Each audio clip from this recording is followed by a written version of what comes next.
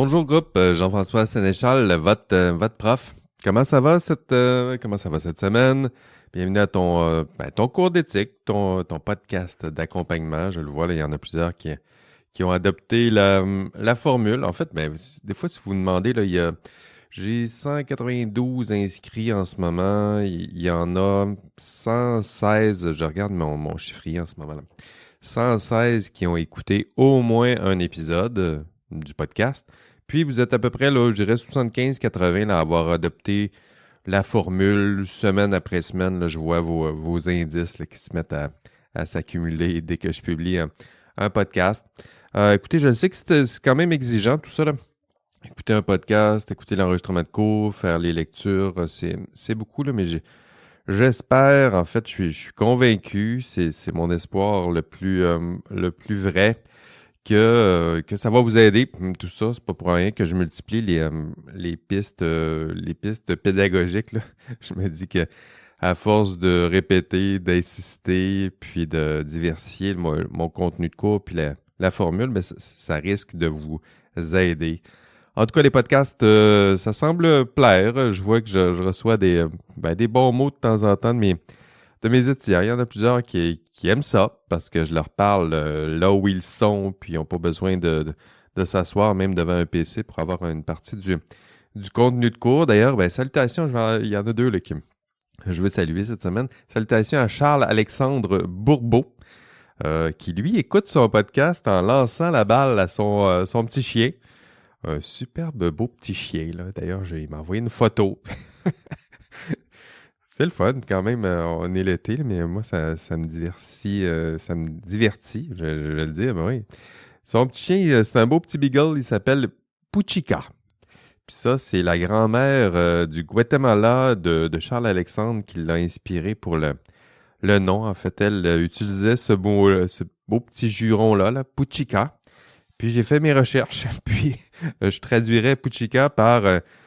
c'est comme punaise en France ou en québécois, on dirait câline.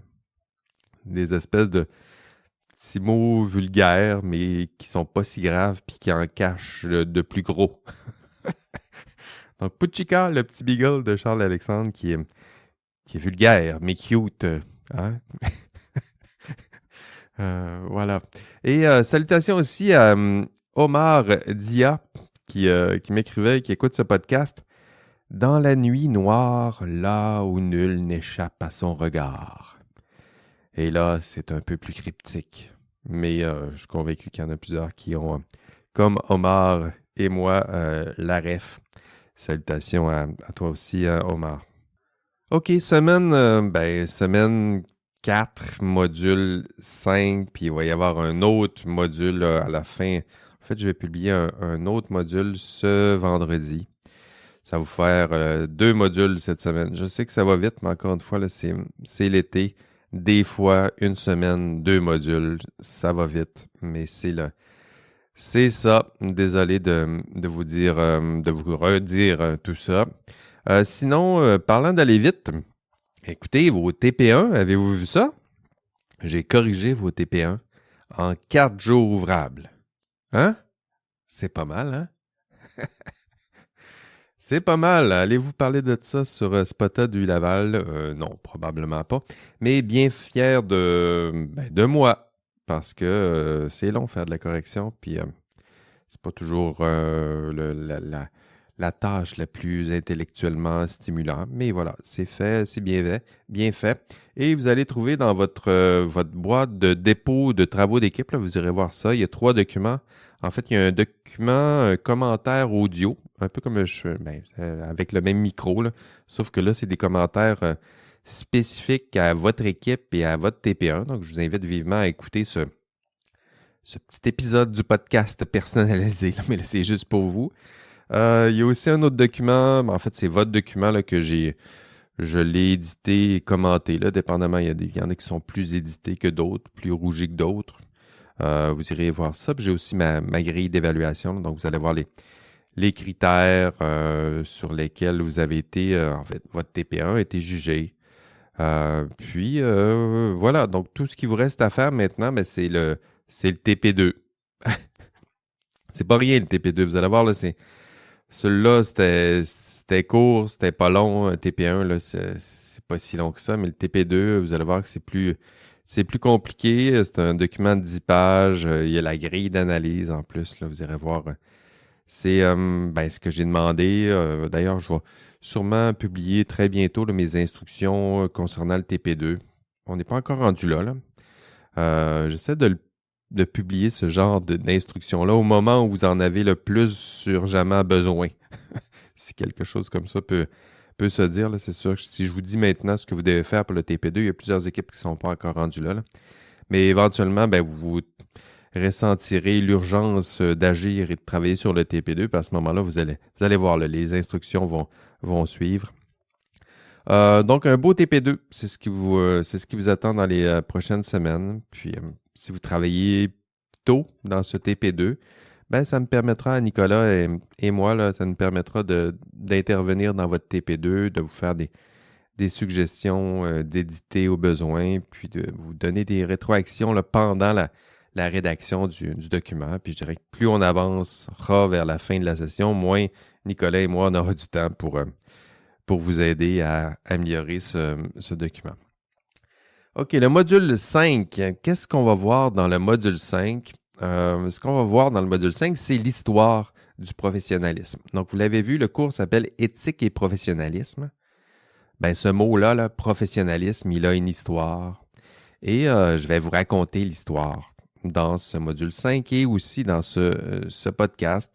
Et le but, ben, c'est pour vous de savoir d'où l'on vient pour savoir où l'on va. Hein, vous connaissez cette petite ritournelle et ben, elle n'aura jamais été aussi pertinente qu'aujourd'hui, que dans ce module 5.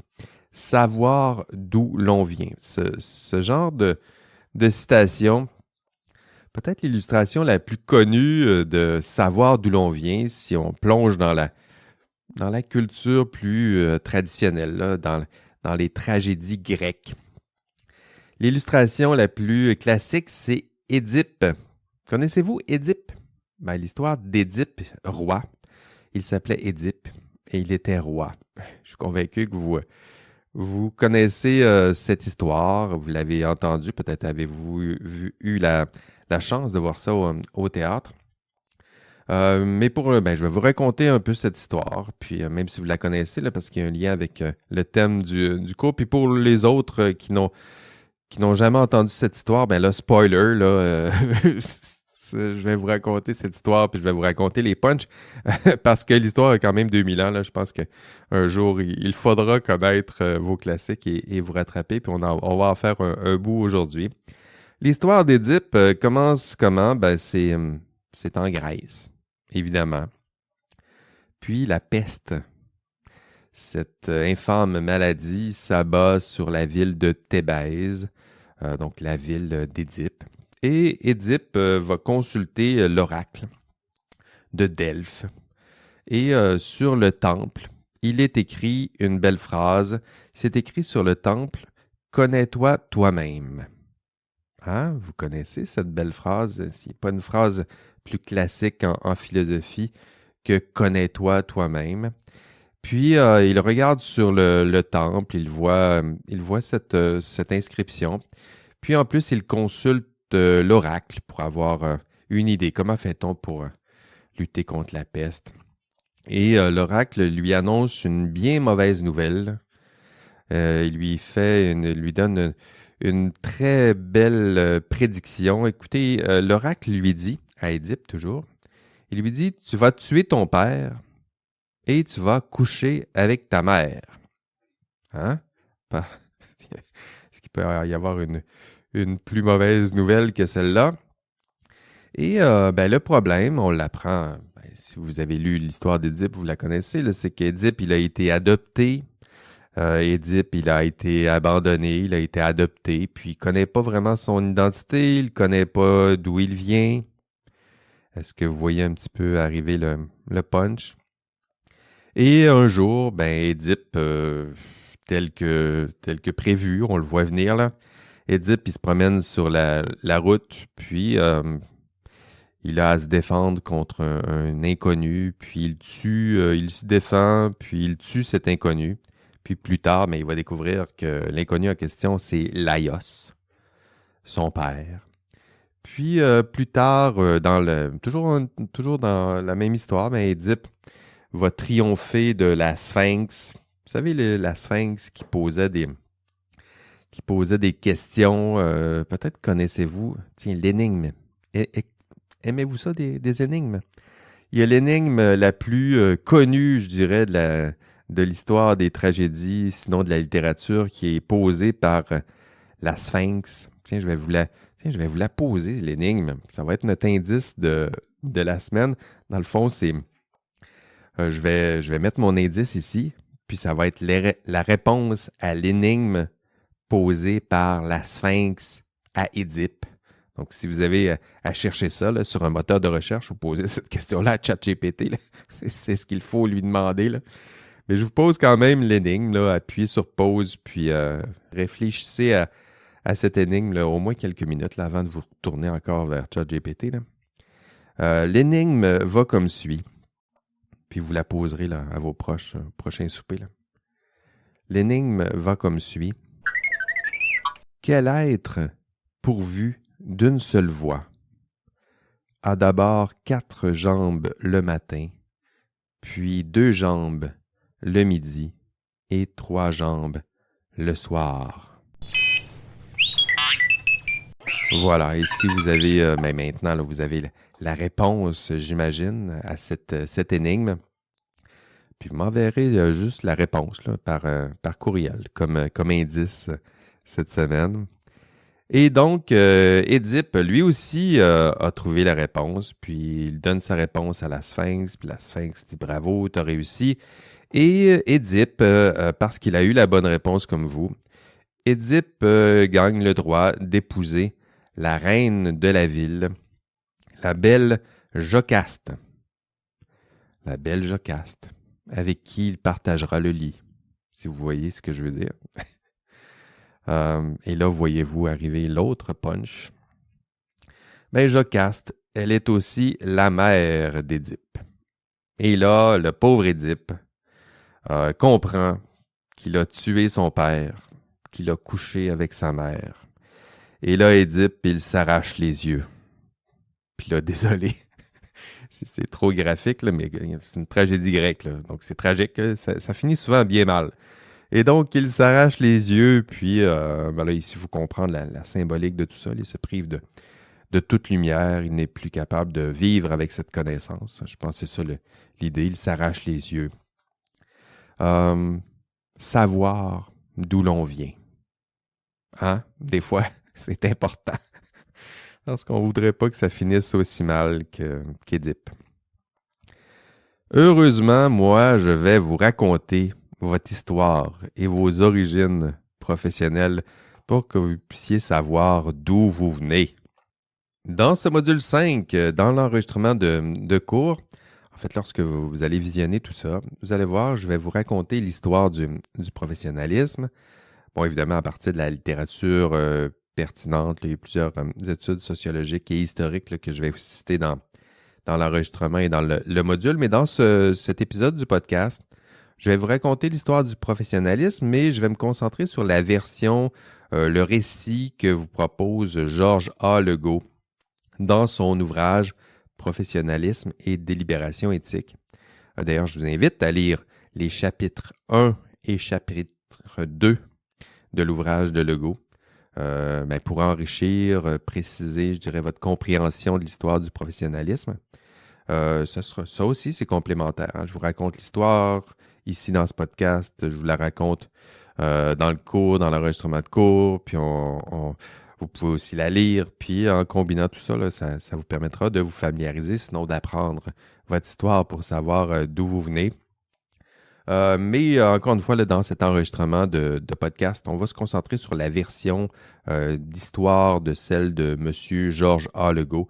Je vais vous raconter ça en peut-être 25 minutes. Prêt? Musique!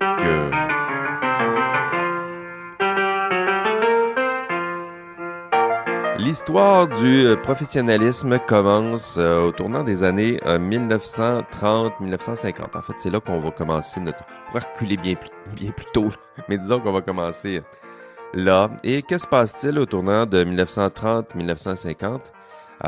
Deuxième guerre mondiale, c'est ce qui se passe. D'ailleurs, pour essayer de suivre le récit pendant ce podcast, moi, ce que je vous propose, c'est d'avoir en tête vos grands-parents. Hein, c'est à peu près la même date, là, grand-papa et grand-maman. Je ne sais pas c'est quoi leur nom. Dans mon cas, moi, mon grand-père s'appelait François. Mon autre s'appelait Silvio. Hein, et je les salue là où ils sont. Mais vous, prenez soin de vos grands-parents. Ayez ça en tête. Je suis sûr qu'ils sont encore tout près de vous. Ils portent une belle sagesse.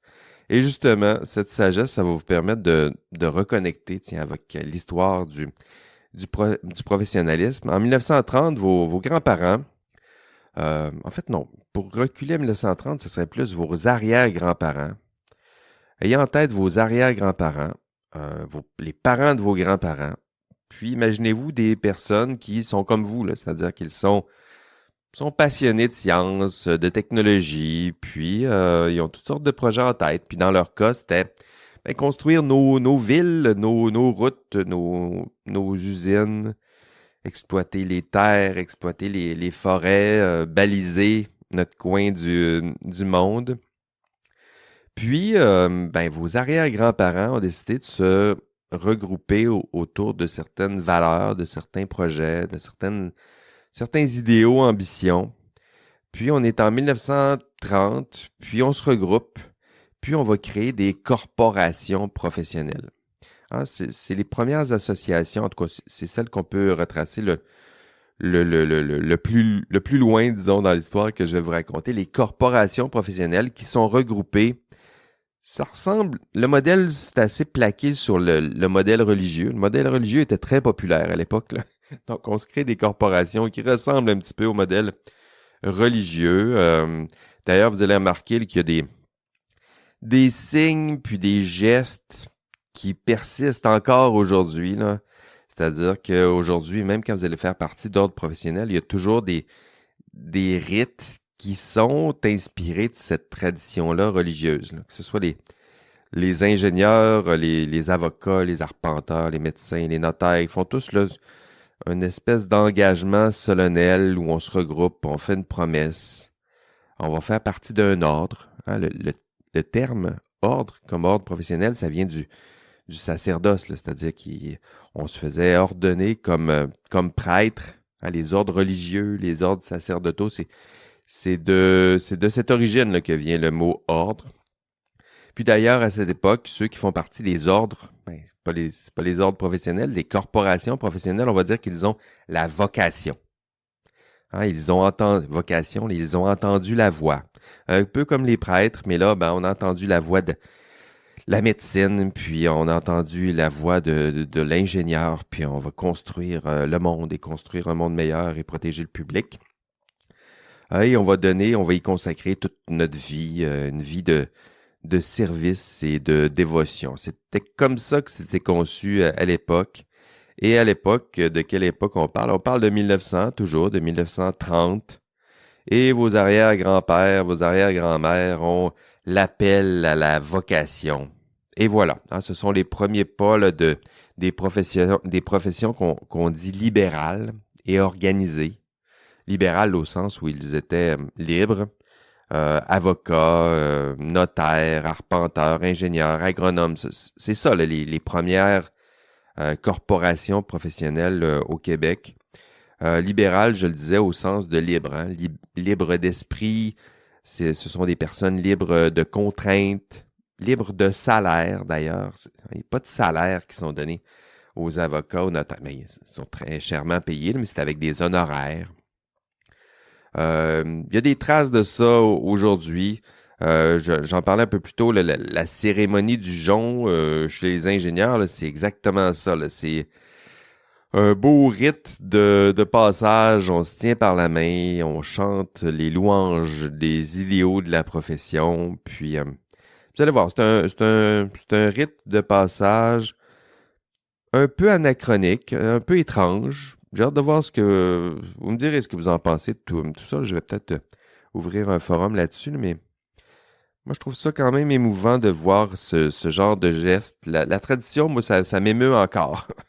C'est-à-dire qu'un geste répété là, d'une génération à l'autre, on répète le geste, on comprend pas trop la symbolique de tout ça, puis le sens, mais on le répète peut-être en faisant confiance un peu à la sagesse de celles et ceux qui nous ont précédés. Mais ça m'émeut encore, là, le mystère de tout ça.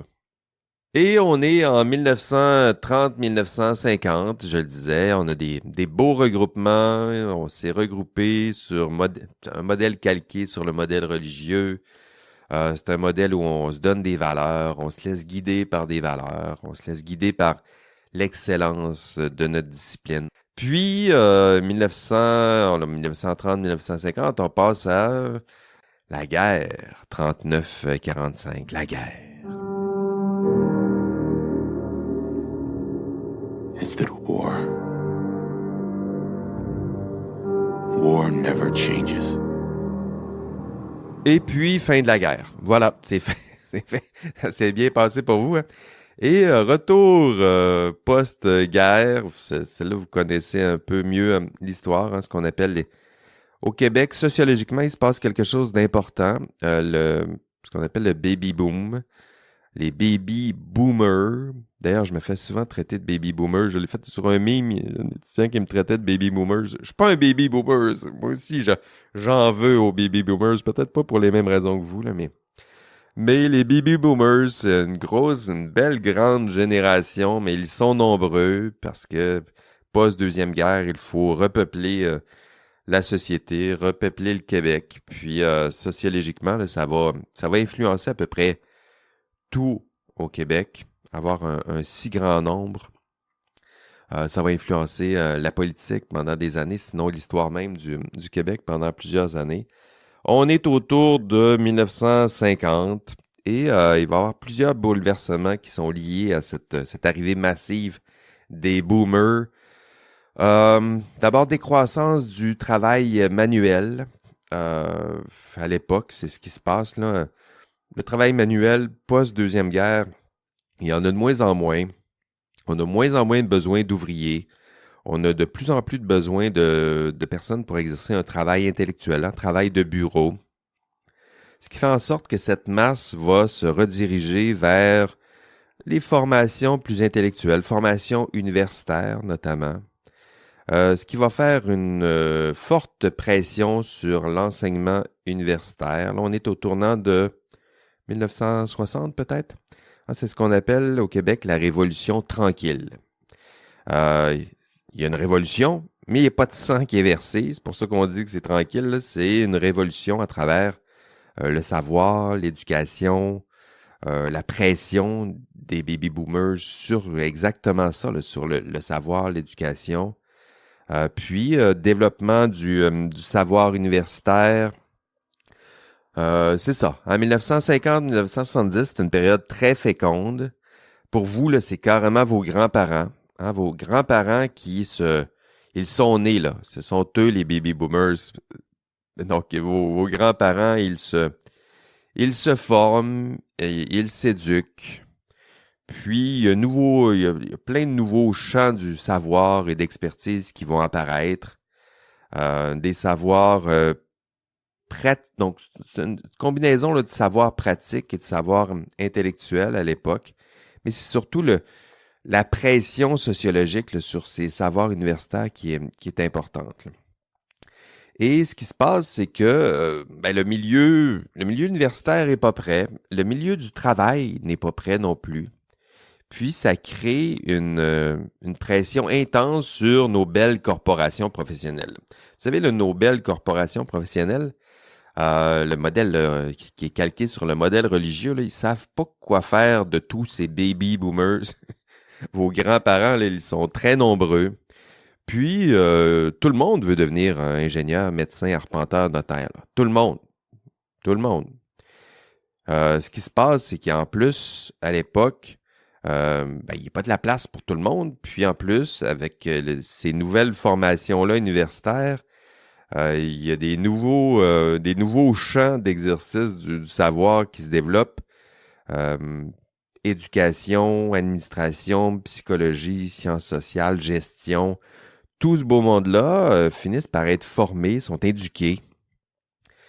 Puis, il va y avoir naissance de plusieurs nouvelles associations professionnelles, plusieurs nouvelles corporations professionnelles.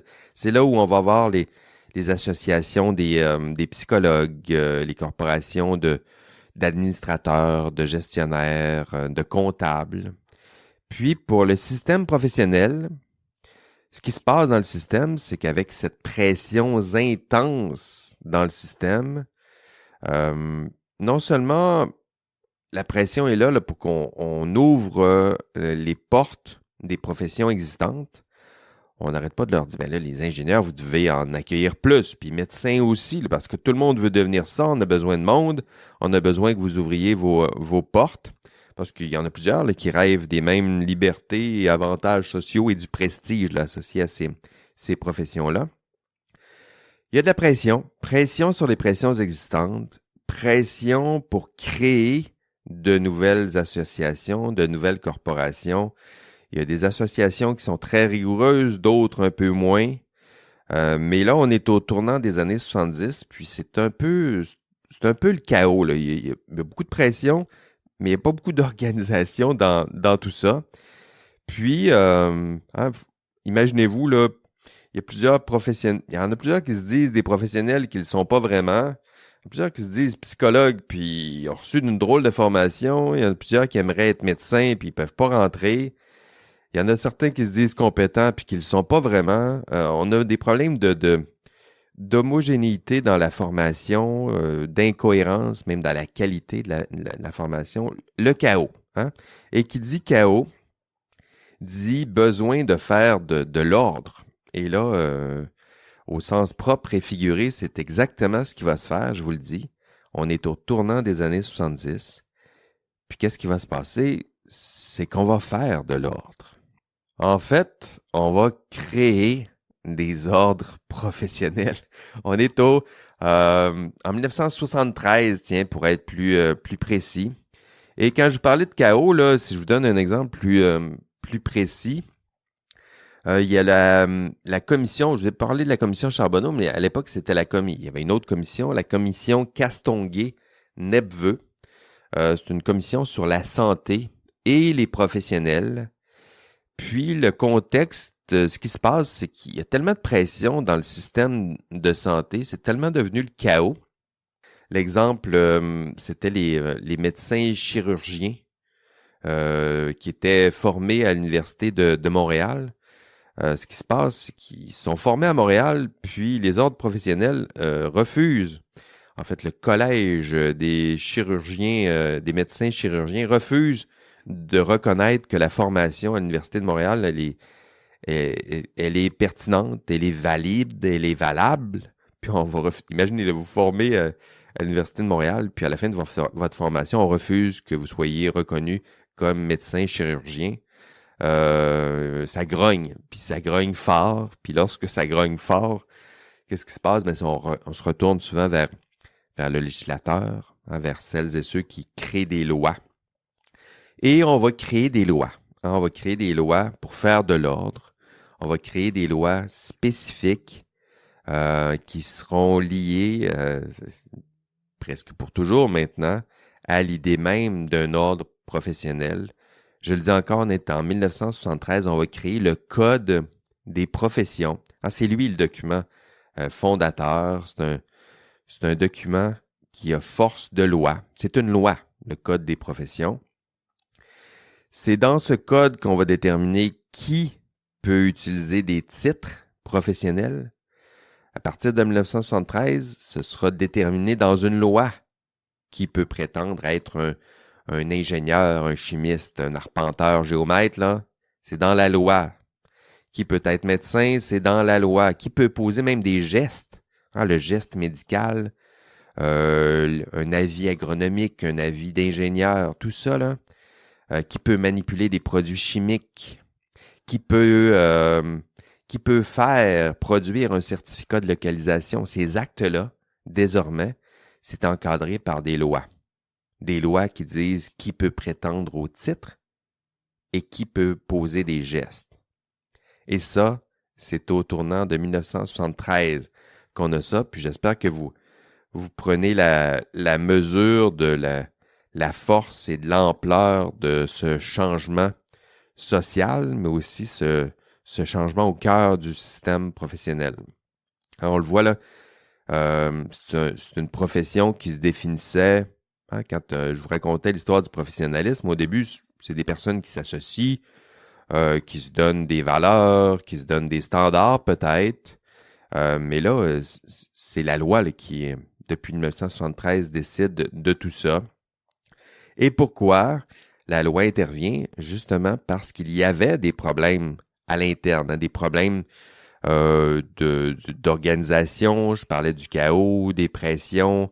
Il y avait aussi certaines crises. On faisait de moins en moins confiance à celles et ceux qui exerçaient leur profession. Il y avait une crise de confiance envers certains membres de certains ordres professionnels. Puis qu'est-ce qui se passe? C'est toujours la même chose. À chaque fois qu'il y a une crise, ça, ce mouvement-là, là, je vous le raconte une fois, là, mais dans l'histoire du professionnalisme, c'est souvent comme ça que ça se passe. Il y a le chaos, il y a une crise de confiance, puis on se retourne vers le législateur, puis le législateur, à chaque fois, il crée des lois, il crée des contraintes, il crée des barrières à l'entrée. Hein? C'est pas n'importe qui va pouvoir faire partie d'un ordre professionnel. Il crée des contraintes à la formation. La loi va décider que non, ils devront être formés. Ils devront être formés de telle façon. Puis on va créer des instances pour s'assurer qu'ils soient formés de la bonne façon et dans les bons endroits. On va même surveiller les membres. On va se donner des institutions pour les surveiller. On va se donner des organisations pour les sanctionner au besoin. 1973, hein, c'est un beau pivot. Et suit les années 80. On avance, hein, et il faut avancer. Là, 1980, tiens, je vais mettre la musique ici. Là, 1980, ça me prend du techno. Là. Tiens, je vais mettre de la musique ici, un petit peu de techno. What brought us to this? What brought us to life? Ce sont les années 80. Là, ici, tiens, c'est ma jeunesse.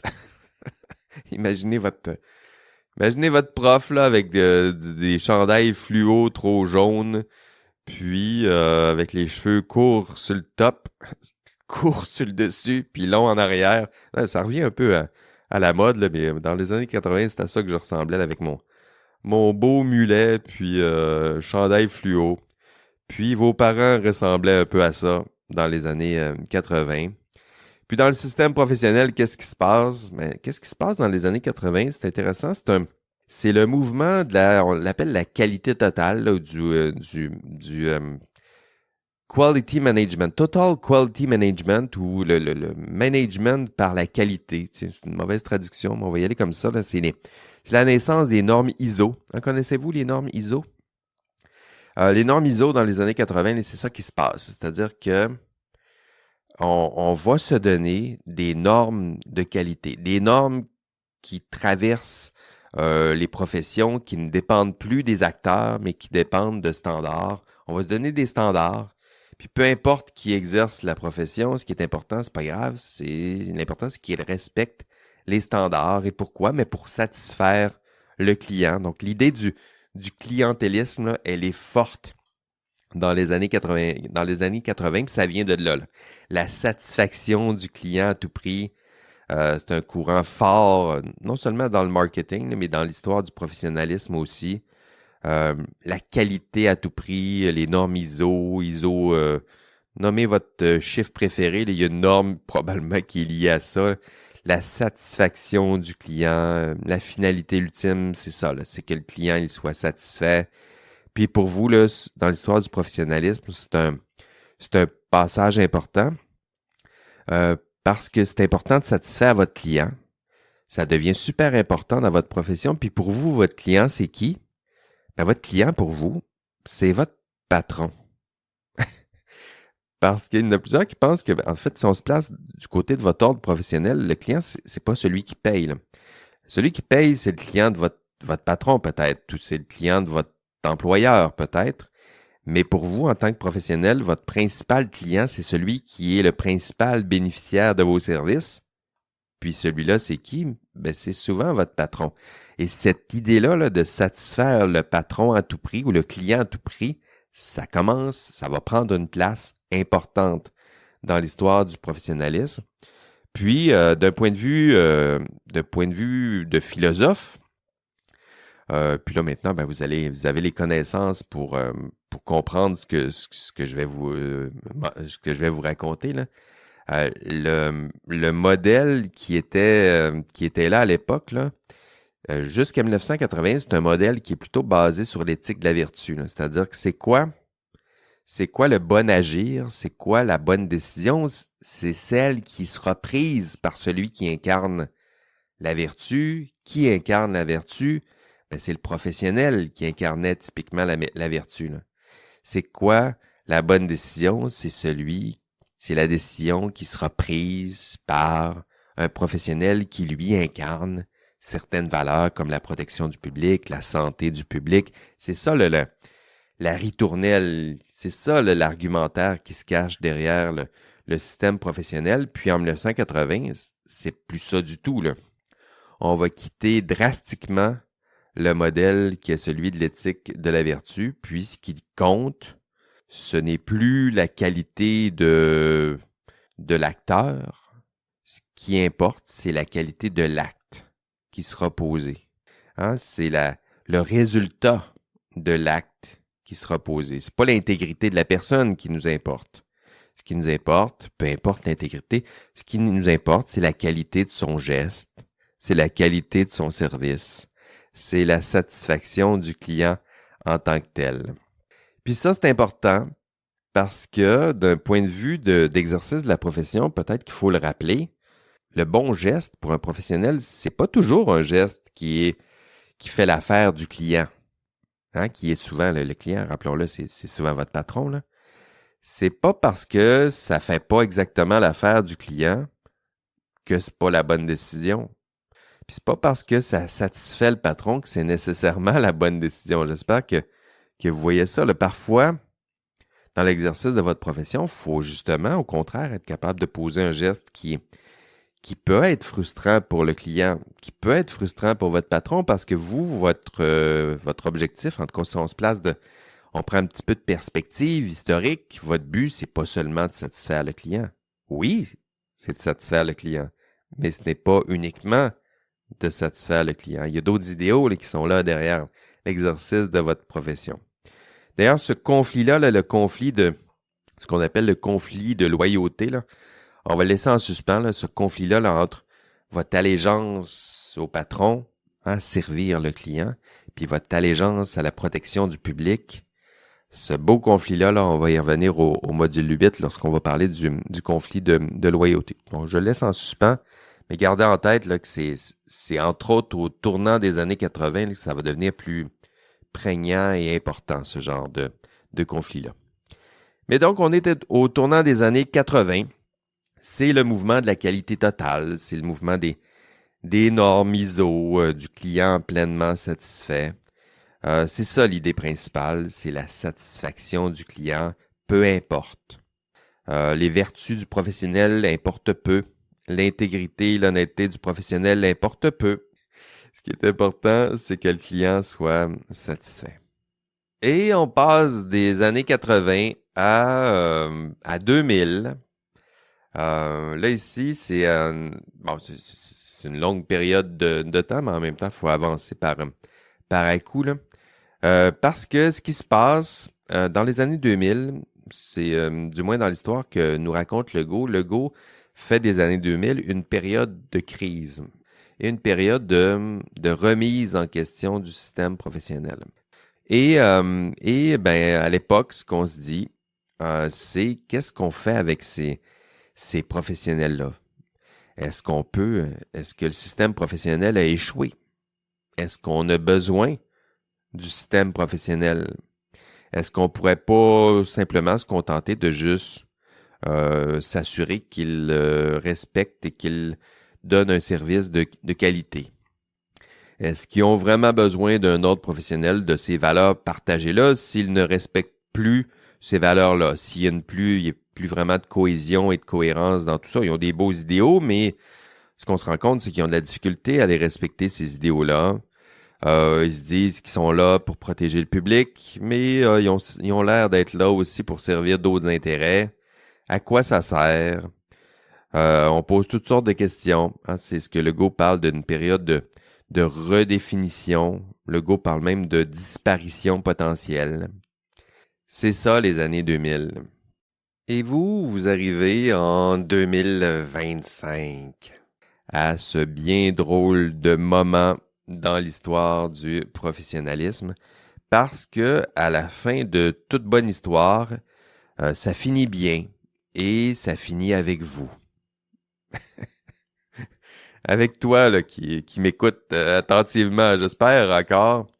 Après cette belle histoire du professionnalisme, je te la raconte.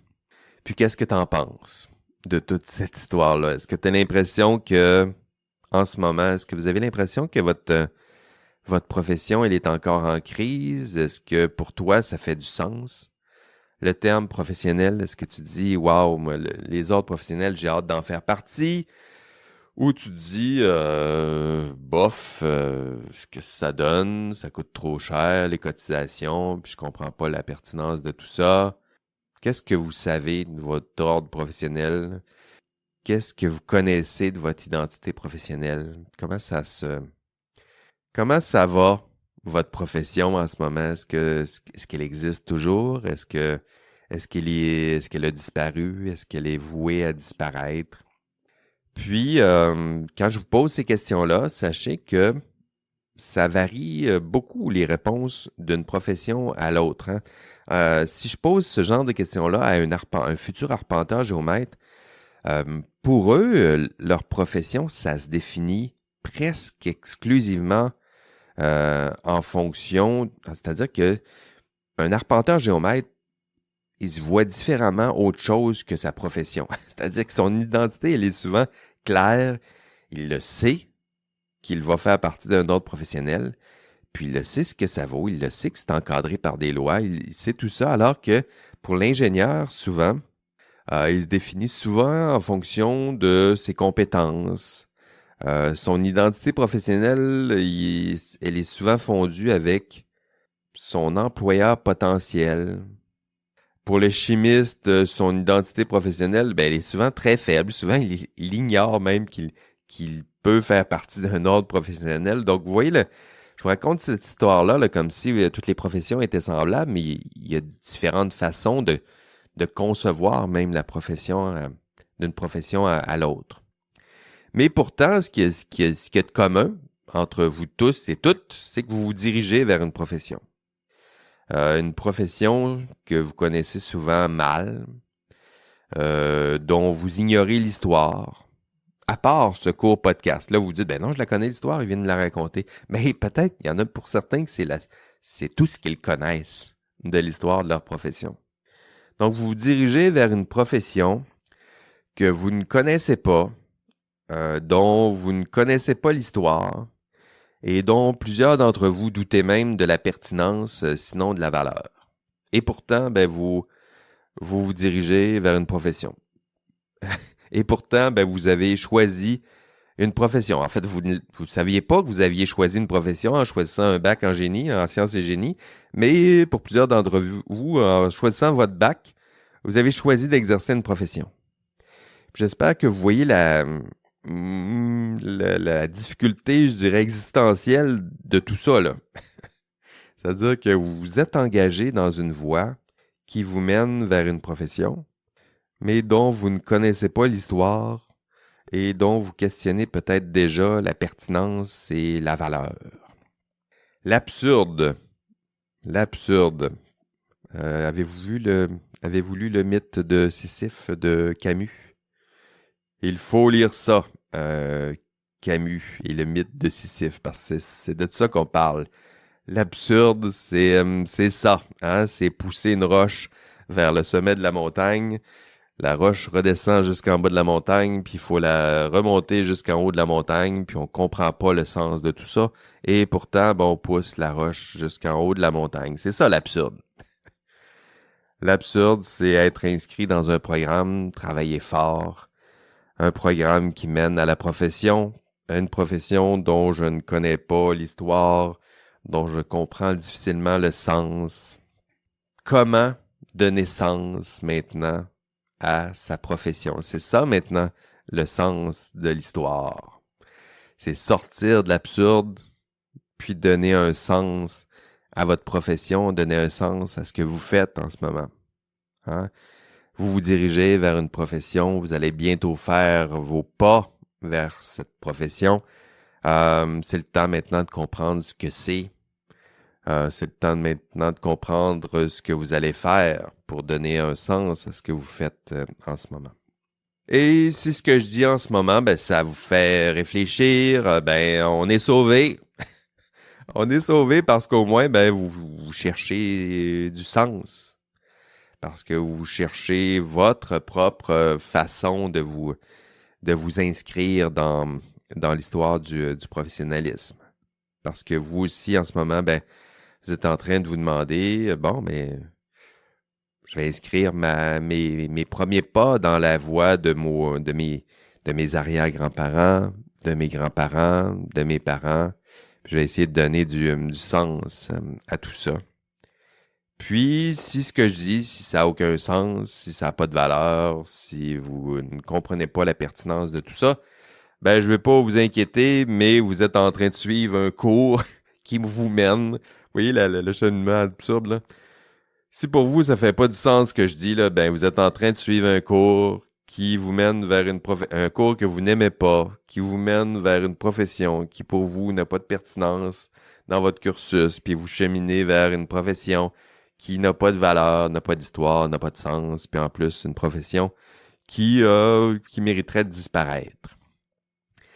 Ça aussi, c'est un peu l'absurde. Puis vous racontez une histoire, l'histoire du professionnalisme pendant 25 minutes, vous avez raison. Ce serait une très grande perte de temps. Hein? Ça fait mal, hein? Mais vous le savez, je suis loin d'être aussi pessimiste dans mon bureau ce matin. Au contraire, vous le savez, là, si vous m'avez vu agir dans ce cours-là, si je vous donne ce cours, si je vous enseigne tout ça, c'est que je crois très sincèrement à la pertinence de toutes ces questions et de toutes ces réflexions, là. C'est-à-dire que moi, je pense que c'est pertinent pour vous d'essayer de redonner du sens et de la valeur à votre profession. Puis c'est surtout pertinent de vous raconter tout ça pour vous permettre de reconnecter avec tout ça, hein, de refaire du sens.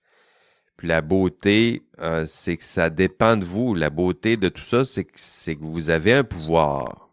Hein? C'est vous, les futurs professionnels de demain. Là. C'est vous qui allez incarner cette profession dans 5 ans.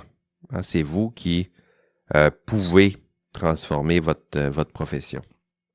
Mais avant, fallait savoir d'où vous veniez. Hein? Avant de savoir où on va, il faut savoir d'où l'on vient. Il faut se connaître soi-même. Et cette petite aventure historique sur fond d'histoire du professionnalisme était nécessaire. Je vous en ai fait un trop bref résumé pour en savoir davantage sur l'histoire de vos prédécesseurs. Voilà, c'est tout pour cette semaine, en tout cas. C'est tout pour ce podcast. Savoir d'où l'on vient pour savoir où l'on va. Écoutez, on lâche pas. On se revoit la semaine prochaine ici au podcast. Je vous invite encore une fois à aller visionner l'enregistrement de cours. Ça progresse. Module 5, module 6 ce vendredi. Bye bye.